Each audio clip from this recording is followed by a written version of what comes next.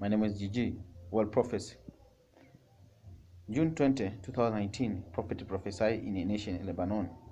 There's explosive material which have been stored. If care is not taken, I see explosion and it will take life. It is 4 months since a devastating explosion tore through the centre of the Lebanese capital, Beirut, killing about 200 people and injuring many more. An investigation that was promised within days has yet to detail the cause of the blast. Dozens of arrests have been made, but nobody has been held responsible and none of the victims compensated.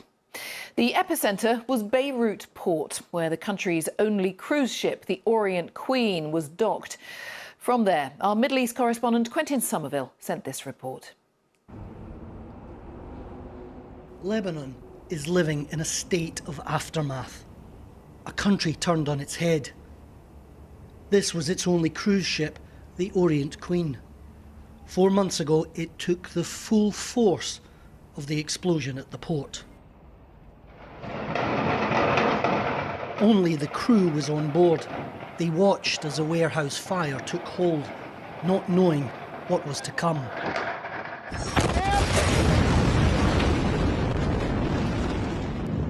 The ship's home port, its safe harbour, lay in ruins. The Orient Queen was upright, but the engine room was flooding, and crew members were missing. On the quayside, chef Michael Villanueva was badly injured. Our ship's interior was wrecked. We had a hard time getting out. I didn't feel the second blast because I was slammed into a wall on the first one. When I came to, I tried to stand, but my leg was shattered. Now back in the Philippines, 4 operations later, they've managed to save his leg. The port and much of Beirut was in chaos. At the Orient Queen, they were still searching for missing crew. It took more than 2 hours to find the body of Haile Reta. The Ethiopian crewman had been blown off the ship. He was found at a nearby pier. Mustafa Ayrut wouldn't be found for days. His father travelled from Syria. His DNA was used to identify his son's remains. The explosion tore away any remaining shred of credibility from a government that stored for years dangerous chemicals here in the heart of the city.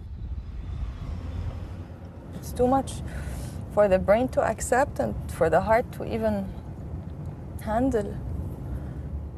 Hannah Abu Mehri is the ship's owner. If this happened to metal and to concrete, can you even imagine? She's seeing the wreckage for the first time. Like many here, she's overwhelmed with anger and disbelief that a disaster so easily avoidable was allowed to happen. I blame every person that knew what was there at the port and not taking action. So many lives, so many innocent people have lost loved ones, have lost their homes, their work, their dreams. It's not just us, it's not just the Orient Queen, it's everyone. Dozens of arrests have been made, but an investigation that was promised to take only days, 4 months later, is still dragging on. This is a crime scene. The government knew that the dangerous chemicals were being stored here, so did the judiciary, so too did the port authorities. It was only the Lebanese people who were being kept in the dark, and few of them believe that the truth will ever emerge from this pit of corruption. The Orient Queen is lost. She'll never sail again, and the reputation of the authorities that allowed this to happen is beyond salvage. Quentin Somerville, BBC News, Beirut.